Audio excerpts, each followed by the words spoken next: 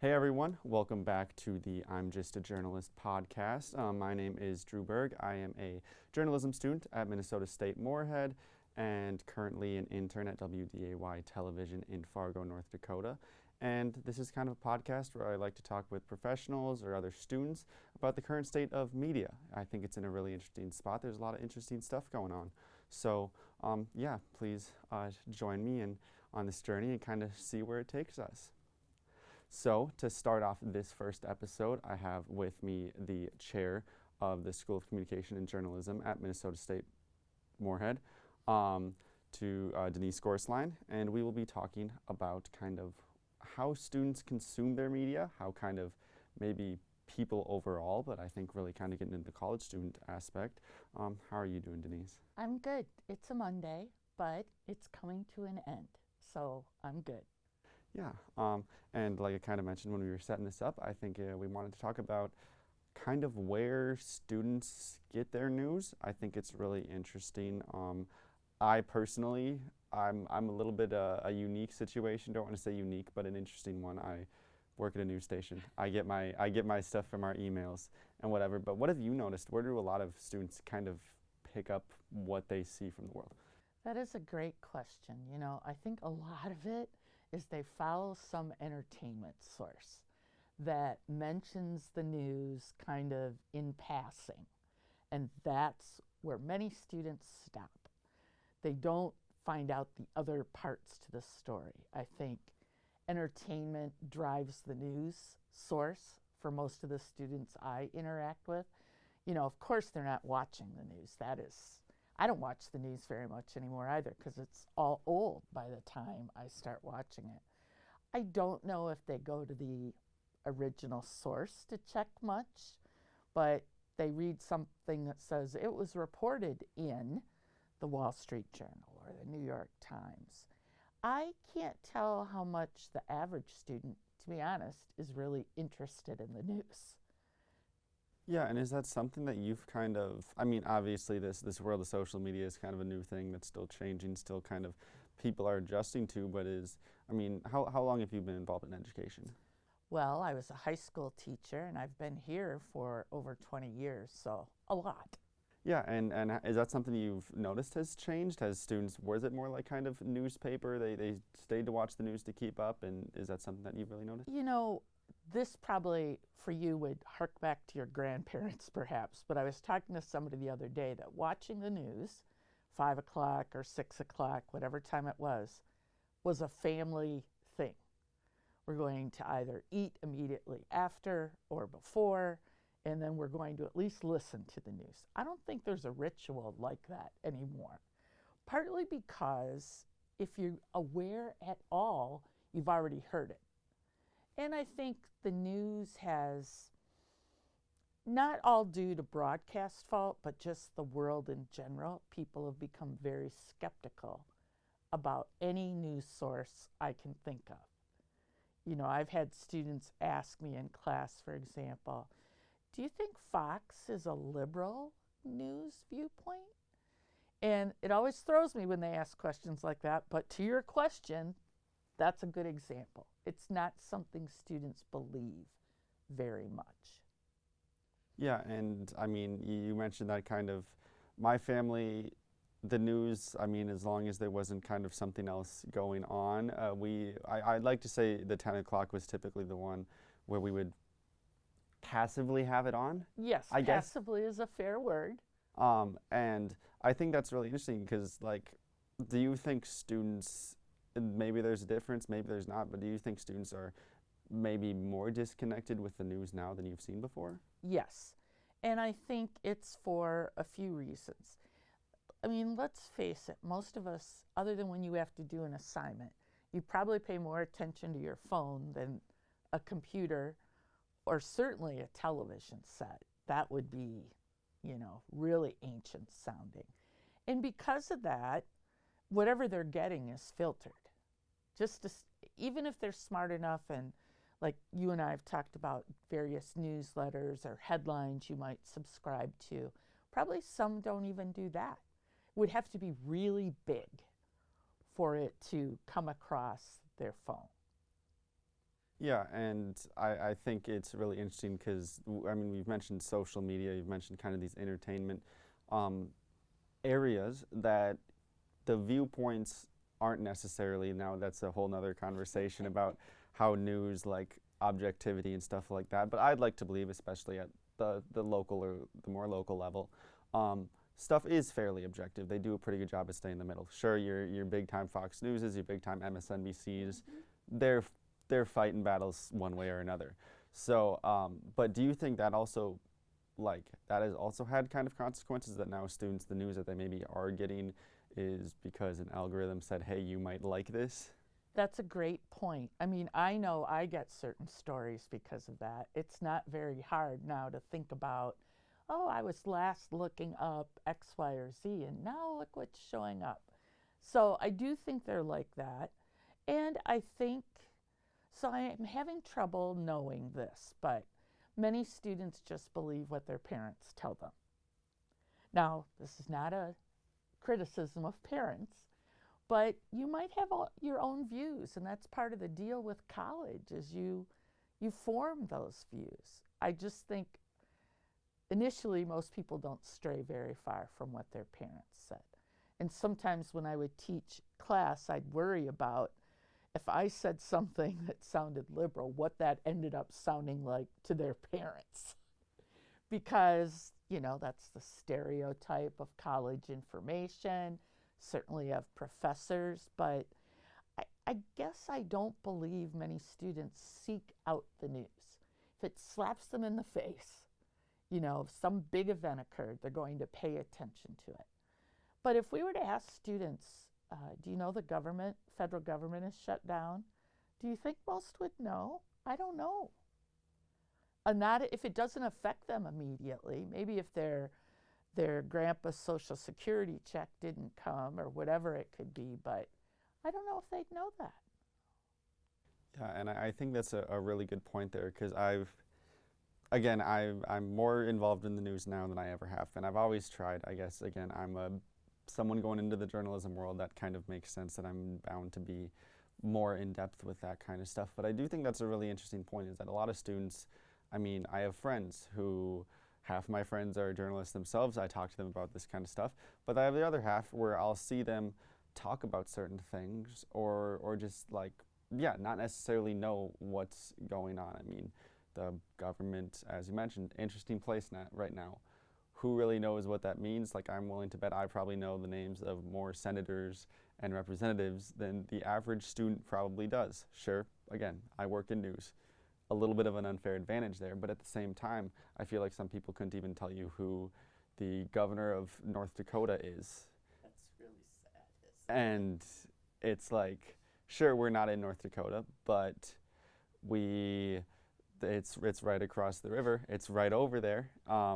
And I honestly would worry too that had it not been for his vice presidential run, Tim Walz would be in the same situation where people might not know him as well. So I think that's really interesting. It's kind of like that growing disconnect because unfortunately I don't see it turning around anytime soon. I don't either. I don't know what would turn it around. You know, I think that I don't know what the latest numbers would be, but trust for journalists, I'm confident, is not going up. You know, anytime anything goes wrong, it's the darn journalist not telling the truth. And funnily enough, that's probably a point that I'm going to dive in the future on this. But it's just kind of, yeah, I think that's really interesting. And like you said, I mean, when everyone is so used to their TikToks and that, you know, your Instagram posts that they can't fit everything onto those. So they have to just say like, boom, this is what happened. And I admit, I'm not the greatest at double checking sometimes. I think that's also why most stuff I don't like I try not to take too far. But I just think that's really interesting. I mean, obviously this has to be is this something that concerns you to see happen? It does, because I think the news has become a series of clickbait headlines. Who can have the most sensational thing, even if you know that can't be true? In fact, they use a lot of so-and-so died.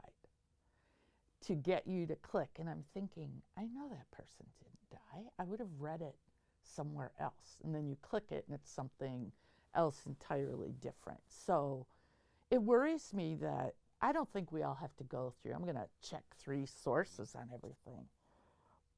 But because it's on Instagram or TikTok doesn't make it so, you know. And you know from having class with me that critical thinking is something I think helps us all.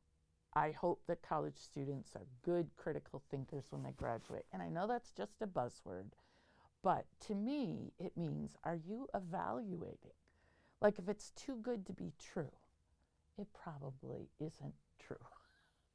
Do you think like that? Or when people say, I heard such and such person is making X amount of money, so now I want to pursue that career. And nobody thinks, well, is that like 1 out of 500,000 people who have the job?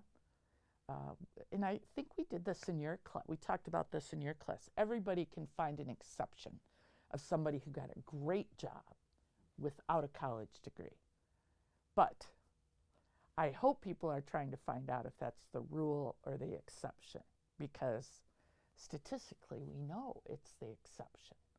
But just to believe things, you know, that aren't values-based, they're fact-based.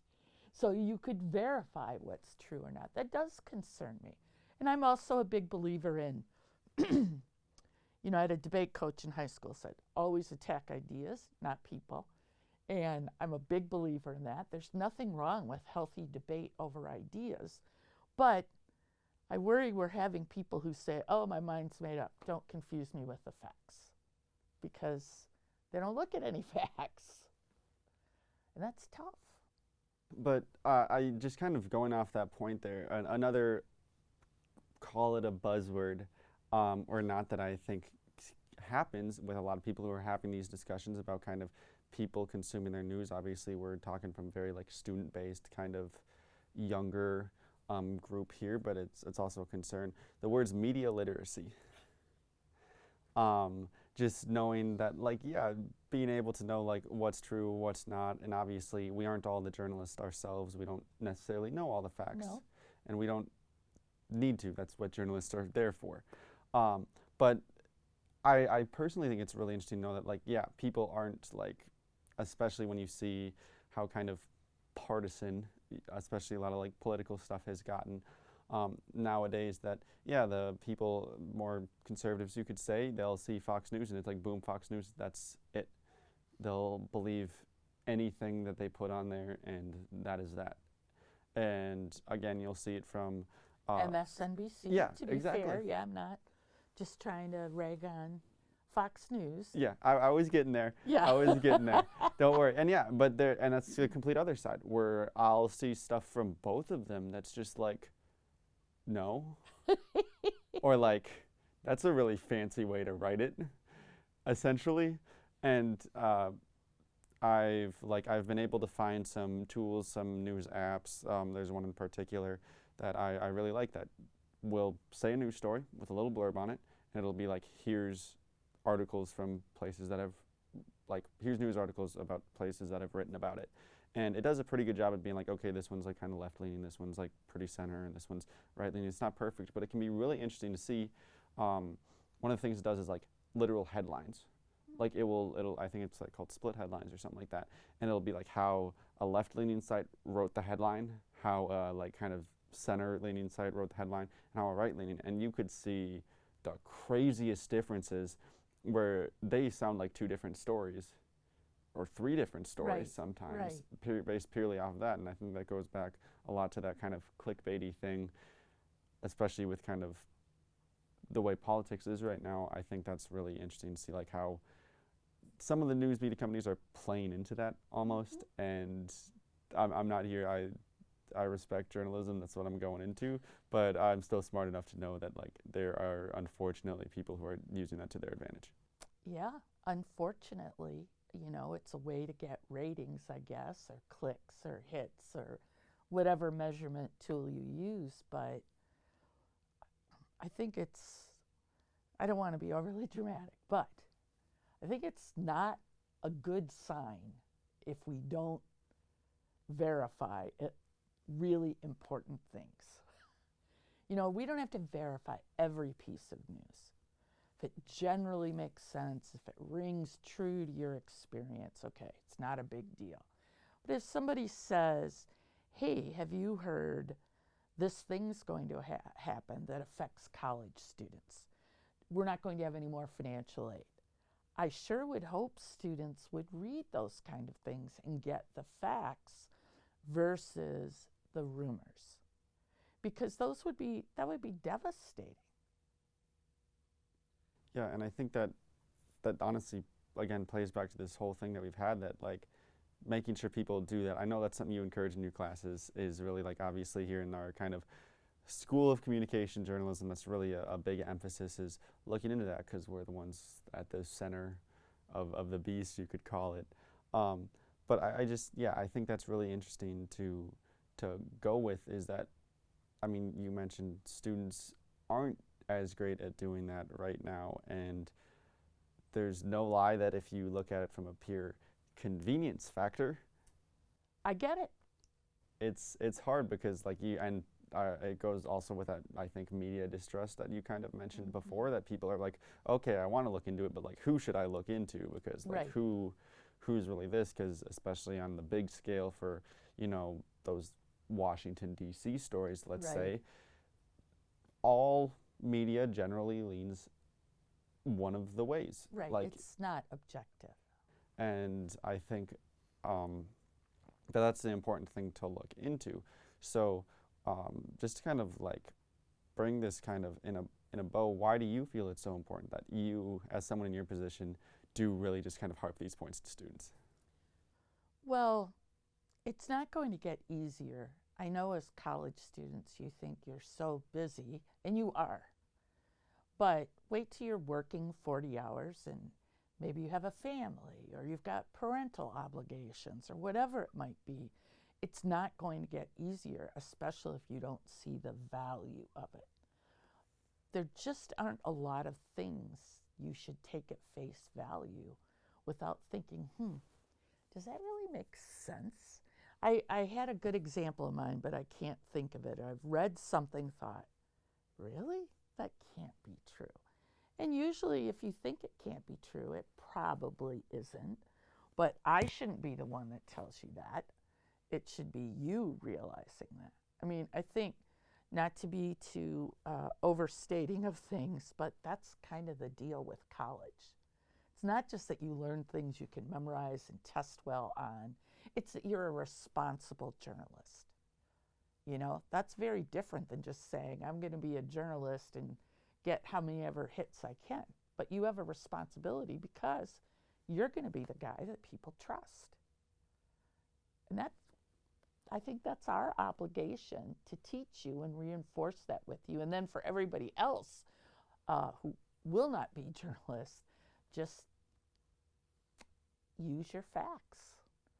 And it's not as hard as, you know, talk about research in a class. I'm not talking about make sure everything you read you peer review, or you read a peer-reviewed article. It's not like that. But if you can't find two places that are giving you the same facts, there's probably something wrong. You know, I would say the other thing that's going on with the news, and I have gone through phases in this, the news is not very uplifting most days. And even if we step aside from the political, you know, it's either this person was injured and we don't know who injured them. There was a shooting in this community. We don't know what happened. There are X number of kids who don't have money for lunch. Those are the stories that are covered in the news. You know, every now and then there's a reporter who says, I think somebody does this on the Today Show, and for today's morning boost, but that is the atypical part of the news. So I will admit that there are times that I have to take a news break, because I love the news. I love knowing what's going on. It's interesting. It makes me think. But it also can make me think bad things. So I think sometimes it's okay to take a break from the news, but figure out what you're going to believe and why you believe it. And, you know, not criticizing anybody's parents, but if I believed what my parents taught me, I wouldn't be a college professor. I'd have a bunch of kids probably, you know, or whatever it might be. Not that you can't be a college professor and have kids at the same time, of course. But I think of it in expand yourself, expand your mind. In college, you should think about things you never thought about before, and not just what TikTok or Insta or whatever your app of the day is for those kind of things. Yeah. You know, I think that's all I'll have for you today. I want to say thank you so much for doing this, for chatting about this. Obviously, maybe mix up your day a little bit from the regular kind of professor stuff. So yeah, thank you so much. And thank you guys for watching this, the I'm Just a Journalist podcast. Not quite sure where this is going to go yet, story-wise, but I'm sure I'll think of some more stuff. Again, media literacy I think is a really big point, and I think kind of talking about the trust in media is a big issue as well. So please stay tuned to check those out, and thanks for checking this out.